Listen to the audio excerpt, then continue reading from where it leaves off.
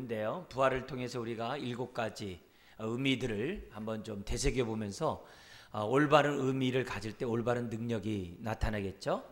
그래서 우리가 진리를 알지니 진리가 너희를 자유케 한다 라고 말씀하신 것처럼 부활에 대해서 우리들이 아는 것이 굉장히 중요해요. 그래서 첫 번째는 이 땅에서 죄인의 판결을 받아서 십자가에서 죽으셨지만 하늘 법정에서는 무죄함이 판명되어서 그 증거로 주님이 부활하셨다는 것을 우리가 살펴봤고요.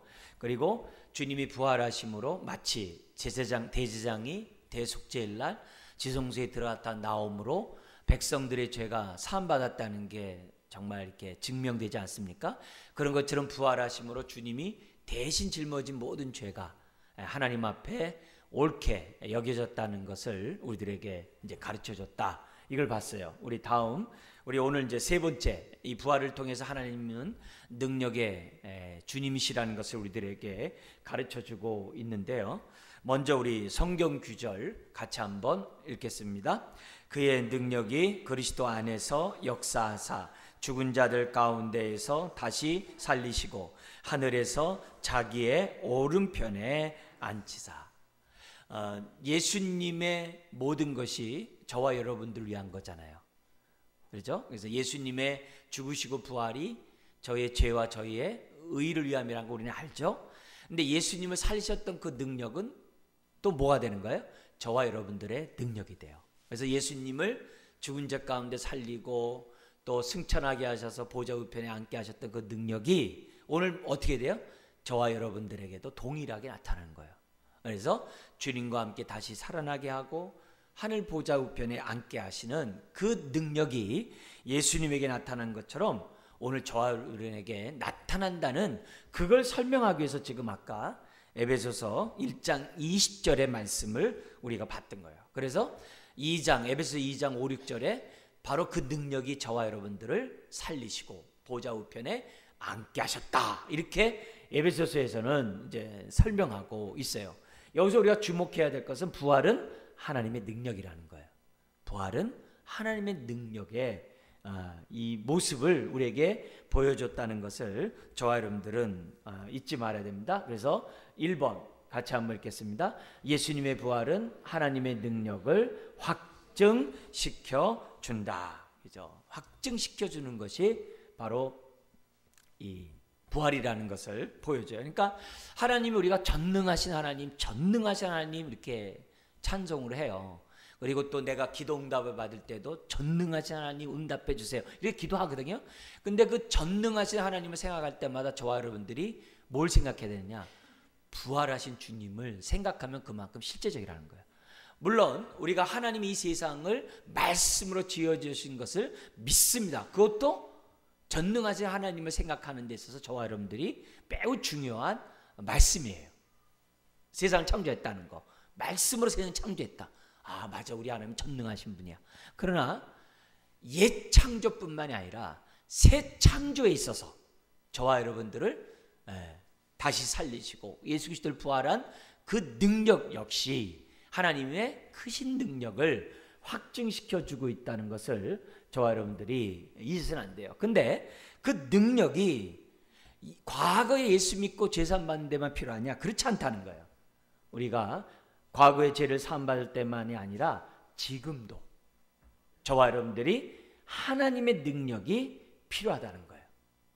이걸 우리들에게 지금 보여준 거예요. 그러니까 나중에 우리가 주님과 함께 다시 주님의 모습으로 부활할 것을 당연히 성경 우리가 얘기해요. 그때에도 하나님의 능력이 필요해요. 그런데 오늘 저와 여러분들에게도 하나님의 능력이 필요해요. 어떤 때 필요해요? 여기 나와 있는 것처럼 허물과 죄로 죽었던 저와 여러분들이 날마다 옛사람을 벗어버리고 새 사람을 덧입는데도 뭐가 필요해요? 하나님의 능력이 필요해요. 그러니까 죄사함 받고 우리가 성화의 삶을 살아가는 데에서도 결국 우리가 하나님을 닮아가는 데서도 필요한 게 뭐냐? 능력이에요. 그러니까 힘으로도 안 되고 의지로도 안 되고 결단으로도 안 되고 오직 성령으로만이 가능하다는 말씀들을 하는데 왜 성령이라고 그래요? 하나님의 능력이 있어야지만이 변화되는 거죠. 그러니까 저와 여러분들이 나의 나됨은 하나님의 은혜요 능력이라고 항상 기도해야 하는 것을 여기서 보여주고 있다는 거죠. 그래서 예수님을 살리셨던 그 능력이 오늘 저와 여러분들을 허물과 죄에서 살리셨고, 허물과 죄에서 살린 저와 여러분들을 날마다 옛사람을 벗어 새 사람을 덧입게 하시고, 새 사람을 덧입게 하신 주님이 주님을 닮아가게 하다가 나중에 주님처럼 다시 부활하게 하신다는 것을 우리는 하나님의 능력 속에서 배우고 있다는 거죠. 다음 보죠. 우리가 하나님의 크신 능력이라는 것을 그 증거를 이제 부활이라고 했는데, 여기 보면은 이 에베소서 1장 19절에 보면 이런 말씀이 있어요. 같이 한번 읽겠습니다. 그의 힘의 위력으로 역사하심을 따라 믿는 우리에게 베푸신 능력의 지극히 크심을 어떠한 것을 너희로 뭐 한다고요?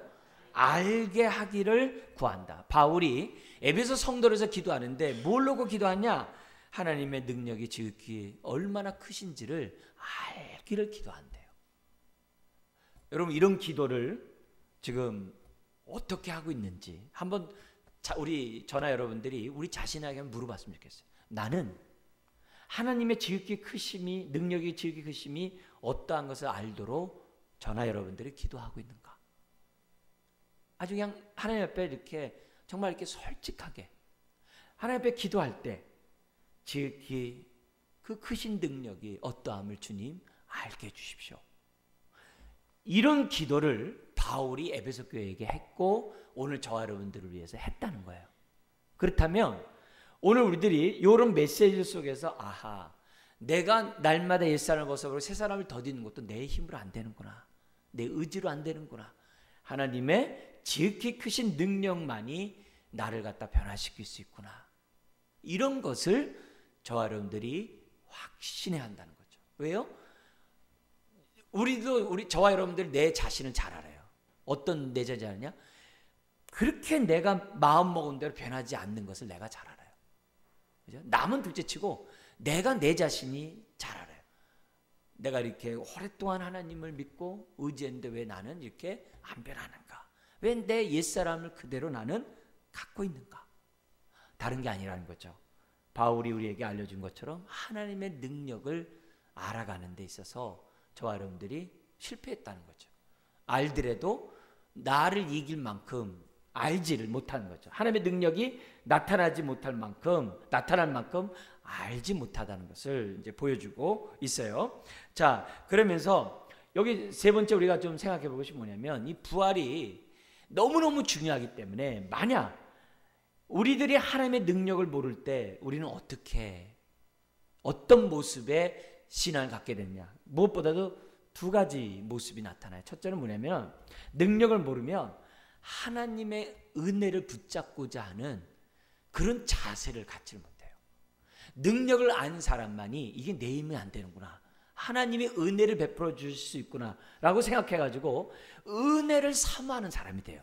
근데 그 능력을 모르는 사람은 하나님의 은혜에 대해서 자꾸 이렇게 간과하고 소홀하는 그런 모습으로 나타난다는 거예요. 뿐만이 아니라 하나님의 은혜를 모르면은 복음을 갖다가 하찮게 여겨요. 소홀히 여기는 것을 넘어가지고 하찮게 여기고, 뭐냐면 복음 앞에 내가 서려고 하진 않아요. 복음 앞에 자꾸 살고자 하는 것이 능력인데 자꾸 복음 앞에 살고자 하는 모습에서 내 삶이 점점 멀어진다는 거예요. 그래서 우리들이 부활의 능력을 덧입는 것은 은혜를 그만큼 사모하게 되고 그만큼 복음의 능력을 믿게 된다는 것과 연결되어 있다는 것을 저와 여러분들이 잊어서는 안 돼요. 그래서 예수님을 믿고 날마다 세상을 덧입고 사는 건 역시 뭐예요? 그 능력을 덧입고 사는 거다. 복음과 가까이 하고 하나님의 은혜를 사모하는 삶이라는 것을 우리들에게 이제 보여주고 있습니다. 그래서 같이 한번 읽겠습니다. 하나님이 죽은 자를 살리셨듯이 그 능력이 오늘 우리에게도 동일하게 역사해. 과거에 허물과 죄로 죽었던 저와 여러분들을 살리셨고 지금도 새 사람을 덧입게 하고, 그리고 뭐예요? 부활에 대한 산소망을 붙잡고 살아가도록 하나님의 능력이 우리를 붙잡고 있다는 거죠. 그래서 우리들이 새로운 피조물이 된 저와 여러분들이 우리가 옛사람을 갖다 이렇게 못 박아버리는 것은 하나님의 능력 없이 안 된다는 것을 다시금 깨닫게 해주는 매우 중요한 일이에요. 정리하자면은 하나님이 죽은 자를 살리셨듯이 그 살리신 그 능력이 오늘 저와 여러분들을 살리셨고 앞으로도 살려나가신다는 것을 저와 여러분들이 부활을 통해서 확신하자는 거죠. 그걸 우리들이 세 번째 알았으면 좋겠고요. 네 번째 뭐냐면은 부활의 의미는 뭐냐면 죽음을 주님이 정복했다는 거예요. 그래서 같이 한번 읽겠습니다. 그리스도 예수의 나타나심으로 말미암아 그는 사망을 패하고 복음으로써 생명과 썩지 아니할 것을 드러내신지라. 이렇게 돼 있어요. 주님이 정말 이 부활하심으로 말미암아 사망을 패하고 복음으로써 생명과 썩지 아니할 것을 드러냈다라고 디모데후서 1장 10절에 말씀하고 있어요. 자, 보면 우리가 세상에 많은 종교들이 있지만 기독교만큼 부활의 종교가 없잖아요. 부활을 신앙의 기초로 삼고 있는 종교가 없거든요. 그런 의미에서 우리 기독교에서 가장 중요한 말씀은 뭐냐면 다른 게 아니라 부활이라는 것을 우리는 기억해야 돼요.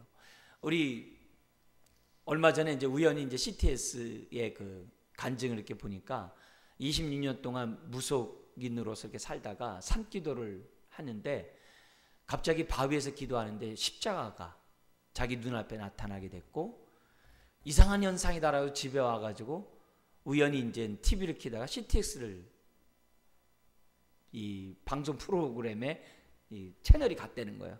그래서 거기서 보니까는 그 하나님의 그 부르심이라는 그 프로그램이 있는데 그 프로그램에서 뭐냐면 마음에 감화 감동이 와가지고 전화를 해가지고 거기서 뭐냐면은 인도하는 사람에 의해서 예수님을 영접하는 그런 장면이 CTS에 나오더라고요.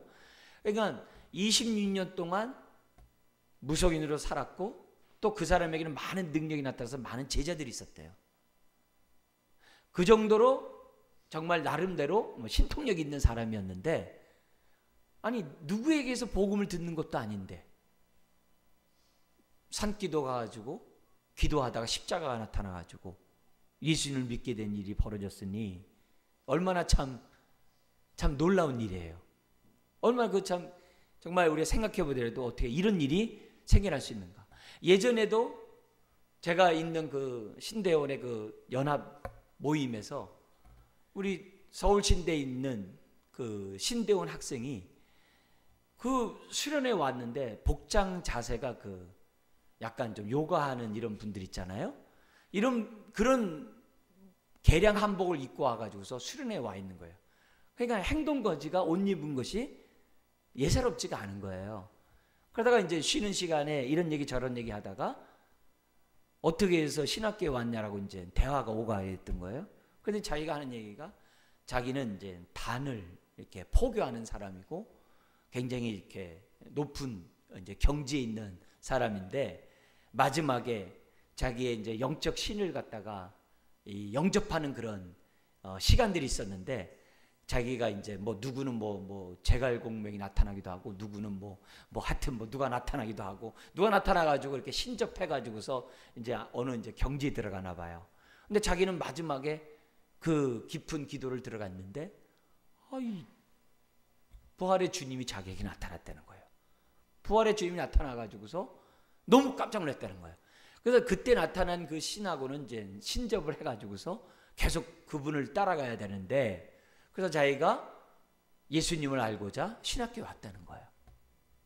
그래서 신학교 이제 1, 2년 지나면서 하나님 말씀을 더 알고자 이제 저희 연합 모임에 이제 동참을 한 거예요. 동참하면서 그래서 뭐가 다르냐고 제가 이제 질문해 봤어요. 뭐가 거기서 당신네들 믿는 거하고 뭐가 다르냐니까 사도행전에 나타나는 무슨 신유의 역사라든지 이적을 나타내는 건 자기네 다 있대요. 그러냐고. 그래서 자기네들도 병도 낫게 하고 많은 이적도 행하고 다 한다는 거예요. 그렇다는 거죠. 근데 차이점이 뭐가 있냐 했더니 한 가지가 있대요. 그게 뭐냐면은 죽었다가 다시 살아난 이 부활의 사건은 자기네에 없다는 거예요. 그래서 자기가 신학교에 와서 이것을 깨닫고 자기가 이제 본격적으로 주님을 믿는 사람이 이제 되었노라고 간증을 하더라고요. 그래서 거기에 몸담고 있었던 사람이 그렇게 얘기를 하니까 부활이라는 것이 그만큼 어떻게 보면 독특한 거고 그리고 부활이라는 것은 다른 데서 찾을 수 있는 그런 것이 아니라는 것을 우리가 알 수 있는 거죠. 그래서 기독교의 말씀에서 가장 놀라운 것이 부활이라는 것을 우리에게 보여주고요.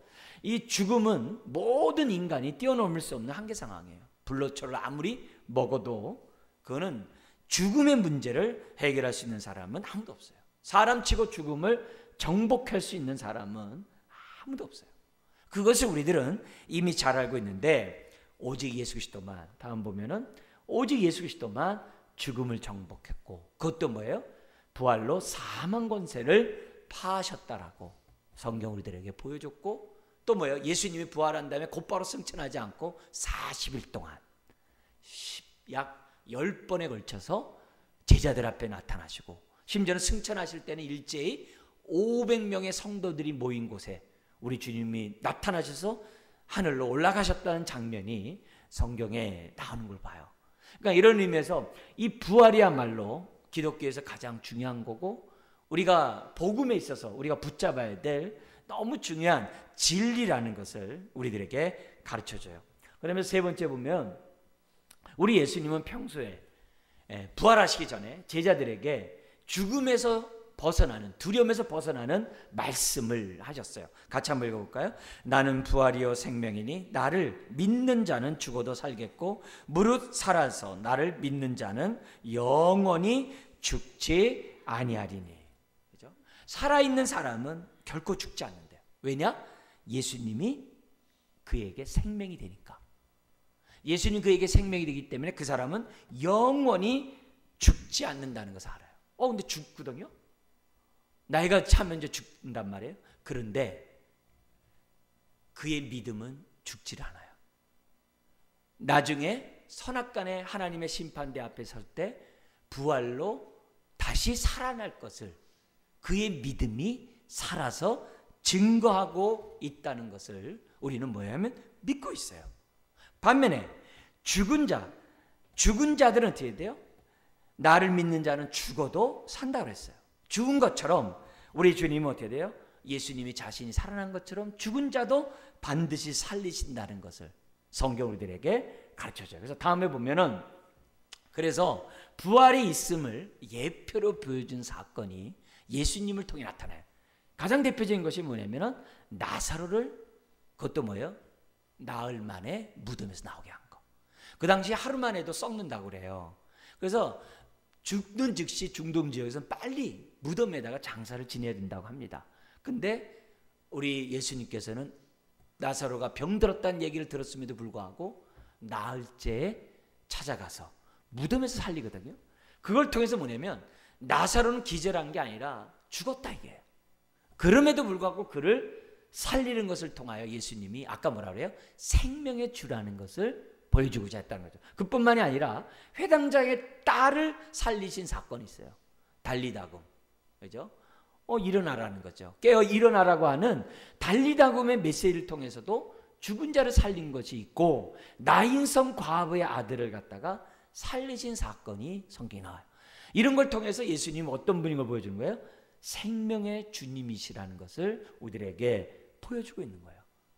그러니까 이런 모습에서 주님은 사망 권세를 깨뜨리시는 분이라는 것을 예표로 보여준 사건이죠. 다음 보면은 심지어 히브리서 2장 14절 15절에 이런 말씀을 해요. 같이 한번 읽겠습니다. 자녀들은 혈과 육에 속하였음에 그도 또한 같은 모양으로 혈과 육을 함께 지니심은 죽음을 통하여 죽음의 세력 잡은 자 곧 마귀를 멸하시며 또 죽기를 무서워함으로 한평생 매어 종노릇하는 모든 자들을 놓아주려 하심이라. 지금 뭐냐면 저나 여러분들이 예수 믿기 전에는 죽음을 무서워하죠. 그래서 또 인간적인 마음에서 보면은 우리 성도님들이 항상 그러잖아요. 아무도 없을 때 나 혼자 죽을까봐 두렵다고, 아무도 없는데 나 혼자 죽을까봐 무섭다고, 그런 얘기를 많이 하세요. 이제 그럴 때마다 지금 뭐냐면 하나님 말씀으로 이렇게 권면을 하곤 하는데, 어쨌든 지금 뭐냐면 사람이라면 죽음에 대한 두려움이 없는 사람이 아무도 없어요. 아무도 없어요. 그런데 예수님이 우리에게 뭘 보여주냐면은 왜 우리와 같은 모양으로 사람이 되셨냐 이게, 혈과 육을 왜 지니셨냐 이게, 다른 게 아니라 예수님이 자신이 친히 죽음에서 부활하심으로 말미암아 두 가지를 주고자 했다는 거예요. 하나는 마귀를 멸하기 위해서, 사망 권세를 갖고 있는 마귀를 멸하기 위해서, 마귀의 사망 권세를 파하기 위해서 내가 어떻게 돼요? 육신을 입고 이 땅에 오셔서 부활하셨다는 거예요. 그리고 두 번째는 뭐냐면 죽기를 무서워함으로 한평생 매여 종노릇하는 저와 여러분들을 어떻게 돼요? 놓아주려고. 죽음에 대한 두려움이 있는 저와 여러분들을 놓아주기 위해서 주님이 뭐냐면 부활하셨다는 거예요.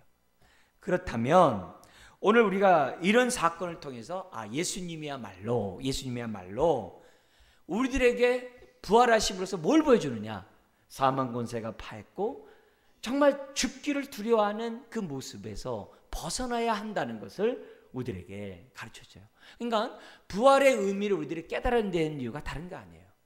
사망 권세가 파했다는 것만 머리로만 아는 게 아니라 우리들이 실제적으로 죽을 때 평안하게 주님 품에서 죽을 수 있는 저와 여러분들이 되어야 한다는 거죠. 그때마다 주님, 정말 내가 눈 뜨면 주님 품인 걸 제가 어떻게 알죠?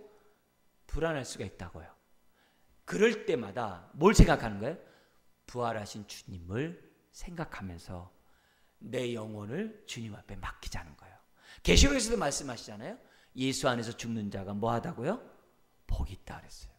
제가 입간 예배를 드릴 때마다 항상 뭐냐면 그 시신을 이렇게 얼굴을 보고 하나님께 영광을 돌려요. 왜냐면 믿고 돌아가신 분은 마지막 모습을 그대로 갖고 있기 때문에 하나님의 그 영광을 보고 하나님이 함께하는 것을 보고 죽었다는 그런 이 나름대로의 확신을 얼굴에서 찾아요. 그래서 예수 믿고 돌아가신 분들의 얼굴을 보면 마음이 기뻐요. 슬픈 자리지만은 마음이 기뻐요. 그런데 제가 그 자리에서 꼭 말씀을 붙잡고 기도하는 하나님 말씀이 있어요. 그게 뭐냐면은 예수 안에서 죽은 자가 복되다. 그거예요. 우리가 예수 믿기 전에서는 이 죽는 그것이 이건 복될 수가 없겠죠. 그러나 그가 어떠한 상황의 삶을 살았든지 예수 그리스도를 믿고 예수 안에서 잠을 잔다면 그 사람은 복될 수밖에 없어요. 왜냐하면 죽음이 끝이 아니라 눈을 뜨면 주님 품에서 뵙는 것이 기정사실이기 때문에 그래요. 그리고 마지막에 임종하는 성도들의 모습을 보면 하나님이 영안을 열어주시는 것 같아요. 스데반이 영안이 열려가지고 천사를 보는 것처럼, 그리고 베드로전서 4장에 정말 핍박당하며 순교당하는 자에게 주의 영이 함께 하신다라고 약속하셨기 때문에 저와 여러분들이 뭐예요? 임종 때마다 또 특히 두려울 때마다 뭘 생각해요? 주님은 부활하셨어. 그걸 생각하셔야 됩니다. 주님은 부활하셨어. 내가 두려움이 있을 때마다 주님은 사망 권세를 파하시고 종노릇하여 일생 매인 자를 놓아주기 위해서 친히 육신을 입고 죽으시고 부활하신 줄 믿습니다. 그때마다 계속 오늘 이 말씀들을 생각하신다고 한다면 여러분의 임종이 하나님의 영광을 뵙는 복된 자리가 될 줄 믿습니다. 그래서 여기 슬픔이 변하여 찬송이 되는 그런 여러분의 어떤 가정을 이뤘으면 좋겠어요. 많은 경우에 이렇게 헤어짐에 대한 슬픔 때문에 슬픈 게 장례식이에요. 그건 사람이기 때문에 어쩔 수 없어요. 왜요? 예수님도 나사로 무덤 앞에서 우셨잖아요. 그거는 사람이라면 당연히 육신의 시간을 갖지 못한 것에서 오는 그런 울음은 당연한 거예요. 그러나 울음만 있어서는 안 되고 그 자리에 뭐가 있어야 돼요? 산소망이 있어야 될 줄 믿습니다. 여러분, 우리가 신앙생활 할 때에도 하나님을 섬길 때 두려움과 기쁨이 같이 있어야 되잖아요. 그죠? 기쁨만 가지고 하나님 앞에 예배드리는 것은 경거망동하기가 쉬워요. 두려움 속에서만 예배를 하면은 하나님을 너무 거룩한 하나님으로 생각해가지고 마음에 기쁨을 상실하기가 쉬워요. 그래서 우리가 하나님 앞에 예배드릴 때는 항상 두 가지로 하나님을 두려워하고 동시에 하나님을 기뻐하는 이 마음이 우리 안에 있을 때 우리가 건강한 신앙이잖아요. 그죠? 마찬가지로 우리들이 장례식 그 자리가 슬픈 자리지만 또한 어떻게 돼요? 산소망의 자리가 될 때 우리에게 그게 뭐예요? 은혜요, 능력이 아니겠습니까? 그렇다면은 오늘 우리들의 삶의 현실 속에서 임종 때만 경험하지 말고 오늘 이 시간에 하나님, 내가 오늘 사망 권세를 파하시고 죽기를 무서워하는 사람들 놓아주기 위해서 죽으셨다고 했는데, 하나님, 내가 밤이 두렵지 않도록 도와주십시오. 혼자 사는 것을 두렵지 않도록 도와주십시오. 고독 가운데 있는 그것을 두려워하지 않도록 도와주시고, 심지어는 내가 정말 질병 가운데 내가 누워서 죽어간다 할지라도 두려워하지 않도록 은혜를 주십시오. 그런 기도를 오늘 이런 말씀을 통해서 저와 여러분들이 깨달았으면 좋겠습니다. 주님은 사망 권세를 깨뜨리셨습니다. 다음을 보면 이 몸의 부활, 우리 하나만 이제 마치겠는데요. 같이 한번 읽겠습니다. 주 예수 그리스도는 우리의 낮은 몸을 자기 영광의 몸의 형체와 같이 변하게 하시리라. 여러분, 우리가 다음 보면 이 예수님이 죽음을 정복하셨던 사실은 부활의 성격에 대해서 우리에게 보여주는데요. 기본적으로 두 가지를 우리가 알아야 됩니다. 첫 번째는 소생이 아니에요. 소생이 아니에요. 이 소생이라는 것은 뭐냐면은 나사로가 죽었다가 살아난 것과 같은 것이 부활이 아니에요. 왜냐하면 나사로는 또 죽었거든요. 그죠? 야이로의 딸도 또 죽었거든요. 나인섬 과부 아들도 또 죽었단 말이에요. 그건 부활이라고 하지 않아요. 그건 소생이라고 해요. 다시 살아났다고 그래요. 우리가 예수님이 우리에게 보여준 그 부활은 소생이 아니에요. 그걸 우리가 기본적으로 생각해야 돼요. 그래서 우리 한번 밑에 읽어볼까요? 우리는 우리 몸이 현재와 동일한 물리적 요소로 기적같이 원상복구된다고 믿지 않아요. 그게 이제 우리가 1차적으로 이제 생각해야 될 부분입니다. 예수님의 몸은 다시 죽지 않았어요. 세세토록 살아있는 정말 부활의 몸이었어요. 그죠? 그래서 부활을 생각할 때마다 소생은 아니다. 그걸 우리들이 염두에 줬으면 좋겠고, 두 번째 또 뭐가 있냐면은 단순히 여기 보면 두 번째 한번 읽어볼까요? 우리 그리스도인들의 부활의 소망은 단순히 영혼의 생존이 아니다. 예수님에게 이런 말을 해요. 갑자기 문을 꼭 닫았는데 주님이 턱 들어 나타나셔가지고 평강이 있을지어다. 놀래서 아직 있는 제자들에게 평강이 너에게 있을지다 그래요. 그러면서 뭐라면 사람들이 유령인가 하여 막 두려워하는 거예요. 부활은 유령이 아니에요. 영혼의 어떤 생존이 아니에요. 뭐 혼백 이런 게 아니에요. 그러면서 뭐라 그러냐면은 그 두려워하는 제자들에게 누가복음 24장 39절 이런 말씀을 해요. 다 같이 한번 읽겠습니다. 뭐라 그래요? 나인 줄 알라. 또 나를 만져보라. 영은 살과 뼈가 없으되 너희 보는 바와 같이 나는 뭐라 그래요? 있느니라. 그러면서 뭐라 그래요? 너희에게 먹을 것이 있냐? 먹을 것을 나에게 달라. 그런 말씀을 성경에서 했던 것을 봐요. 그러니까 예수님은 유령이 아니라는 것을 봐요. 그러니까 부활은 유령이 아니에요. 잠을 잤는데 꿈속에서 돌아가셨던 어머니가 나타나셔서 너무 생생하게 말씀했는데 꿈인지 생인지 잘 모르겠다고. 주님이 부활하셔가지고 어머니가 부활하셔가지고 나한테 지금 오셨나 보다. 그런 게 아니에요. 그런 게 아니에요. 부활은 유령이 아니라는 것을 우리에게 보여줘요. 그 다음, 그래서 예수님은 죽음에서 일어나신 동시에 그분의 인격을 담은 뭐래요? 인격을 담은 새 몸으로 변화했다는 거예요. 그래서 여기는 연속성과 불연속성이 있어요. 예수님의 입장에서 보니까는 부활을 하셨는데 손과 발에 뭐가 있었어요? 못자국이 그대로 있었어요. 그 얘기는 뭐예요? 연속성이잖아요.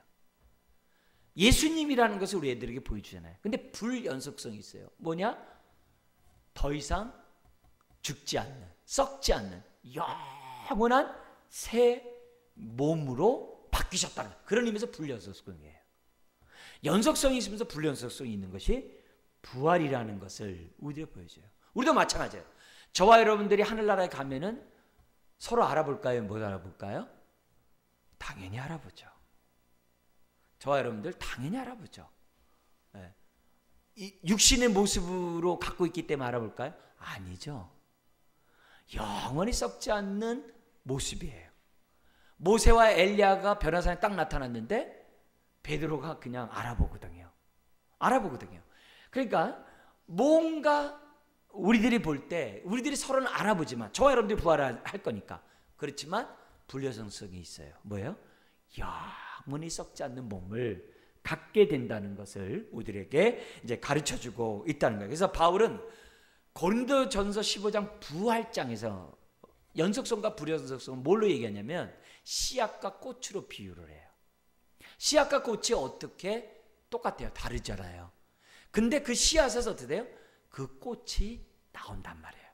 그래서 씨앗과 꽃에 연속성이 있으면서 동시에 어떻게 돼요? 불연속성이 있다는 것을 바울은 우리들에게 가르쳐줘요. 그래서 썩을 몸으로 신고 썩지 않은 몸으로 있는다라고 바울은 우리들에게 설명하고 있습니다. 그래서 우리가 여기 나온 것처럼 고대하는 부활은 뭐가 아니에요? 소생도 아니고 그렇다면 영원히 살아난 그런 생존도 아니고 우리의 부활은 어떻게 돼요? 다시 살 뿐 아니라 변화되고 변모될 뿐만 아니라 영광스럽게 된 바로 뭐예요? 썩지 않을 몸으로 부활할 것을 변화될 것을 우리는 뭐하고 있어요? 소망한다는 것이 우리의 신앙이에요. 그래서 부활의 예수님의 모습을 보면서 훗날 우리들이 어떤 몸을 갖게 되는지 생각할 수 있어요. 문이 있는데 문을 통과하질 않나. 제자들과 함께 음식을 먹질 않나. 그죠? 그리고 제자들이 도마가 어떻게 돼요? 너 손가락으로 내 손과 옆구리에 너 한번 손가락을 넣어봐라 할 정도로 어떻게 돼요? 실체가 있는 몸이에요. 막달라 마리아도 어떻게 돼요? 예수님을 붙잡고 정말 부활하신 예수님 붙잡고서 막 우리와 너무 기뻐서 막 함께 있자고 막 그러지 않아요? 그랬을 때 내가 아버지께로 빨리 가야 된다 라고 서로 대화가 이루어진 걸 보면 예수님은 유령의 모습이 아니라는 것을 우리들에게 보여줘요. 그러니까 한순간에 엠마로 가는 두 제자에게 말씀을 설명했다가도 갑자기 사라진다든지 이런 모습들은 우리들이 나중에 부활했을 때 어떤 몸을 갖게 되는지를 연상하게 하는 그런 장면들입니다. 자, 우리 이제 6번째, 7번째는 우리 다음 주에 우리가 보면서 부활의 의미가 뭔지를 좀 더 살펴보기를 하고 마무리하려고 합니다. 말씀을 우리 정리하도록 하겠습니다. 우리가 이 부활의 모습을 보면서 하나님은 전능하신 한 분이구나. 이걸 우리들이 알아야 돼. 죽은 자를 살리시는 전능하신 하나님이라는 것을 보여줘야 되고 또 부활은 사망 권세를 파했을 뿐만 아니라 죽기를 무서워하는 저와 여러분들을 놓아주기 위한 하나님의 뜻이 있다는 것을 부활을 통해서 우리는 알 수 있고 그뿐만 아니라 주님의 부활의 모습을 통해서 아하 내 모습이 저렇게 될 것이라는 것을 하나님이 보여줌으로써 우리들이 어떻게 돼요? 부활에 대한 산소망을 갖게 된다는 겁니다. 이런 소망이 이런 뜻들이 우리 마음속에 잘 새겨지기를 주님 부탁드립니다. 기도하겠습니다. 하나님 아버지 우리가 허물과 죄에서 우리가 살아나고 날마다 옛사람을 벗어버려 새사람을 덧입고 하나님의 형상으로 변화가는 이 모든 것이 하나님의 능력 없이는 안 됨을 고백합니다. 능력을 모르기에 은혜를 소홀히 여기고 복음을 멀리합니다. 그러나 하나님의 능력을 알수록 은혜를 간절히 사모하게 돼 있고 복음과 더욱더 가까운 삶을 살아감을 믿습니다. 아버지 하나님, 하나님의 능력이 우리를 덮어 주시옵시고 날마다 새 사람을 덧입는데 부족함이 없게 하여 주옵소서. 주님, 죽음에 대한 두려움이 있는 것이 우리들이지만 그때마다 부활의 주님을 바라보며 새 힘을 얻기를 원합니다.